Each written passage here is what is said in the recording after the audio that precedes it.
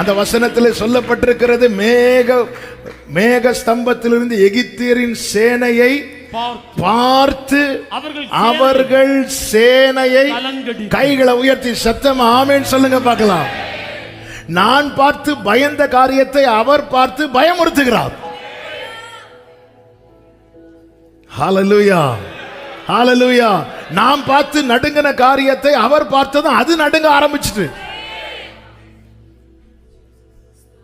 எந்த காரியத்தை என்னால ஃபேஸ் பண்ண முடியாதோ என் ஃபேஸ் அவரை பார்க்குமானால் அவர் ஃபேஸ் பண்ணுவார். அதனாலதான் சொல்லி நீ புறப்படு, நீ எதை இதை பார்க்காத, நீ என்ன பாரு, நான் உனக்கானதை பார்க்கிறேன். அவர் மேக ஸ்தம்பத்திலிருந்து அவர் பார்க்கிறார். அவர்கள் புறப்பட்டு வருகிறது அவர் பார்த்து அவர் கலங்கடிக்கிறார். நீங்க கீழே படிச்சீங்கன்னா தெரியும், மோசே கிட்ட சொல்றாரு கையை நீட்டுங்கிறாரு. மோசே கையை நீட்டினான். ஆமென். 27 விடியற் காலத்தில் சமுத்திரம் பலமாய் திரும்பி வந்து எகிப்தியர் அதற்கு எதிராக ஓடும் போது கர்த்தர் அவர்களை கடலின் நடுவே கவிழ்த்து போட்டார். ஜலம் திரும்பி வந்து ரதங்களையும் குதிரை வீரரையும் அவர்கள் பின்னாக சமுத்திரத்தில் பிரவேசித்திருந்த பார்வோனுடைய ராணுவம் அனைத்தையும் மூடிக்கொண்டது.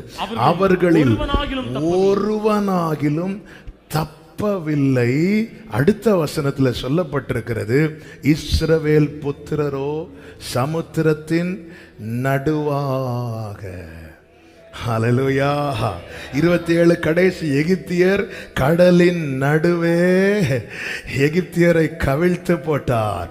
இஸ்ரவேல் புத்திரரோ அதே சமுத்திரத்தின் நடுவாக ஒரு வெட்டாந்தரையில். ஆமென், ஆமென். ஹல்லேலூயா, ஹல்லேலூயா, ஹல்லேலூயா. நேற்று இந்த வார்த்தையை தியானித்த போது ஆமென், பின்னாடி நடக்கிறத நீங்க பார்க்காதீங்க. கொஞ்ச நேரம் சத்தம் கேட்கும், அதுக்கப்புறம் கேட்காது. கொஞ்ச நேரம் பயமுறுத்துற சத்தம் கேட்கும், கொஞ்ச நேரம் கேட்கும். நீ பின்னாடி பார்க்காம போயிட்டே இரு. பின்னாடி ஒண்ணு நடக்குது. என்ன நடக்குது தெரியுமா? ஆமென். உன்னை எதிர்த்தவர்களுடைய சக்கரங்கள் எல்லாம் கலந்து ஓடுது, கலந்து ஓடுது, கலந்து ஓடுது. இது நீ போயிட்டே இரு, இது அவர் வேலை. நல்ல கவனிங்க. எந்த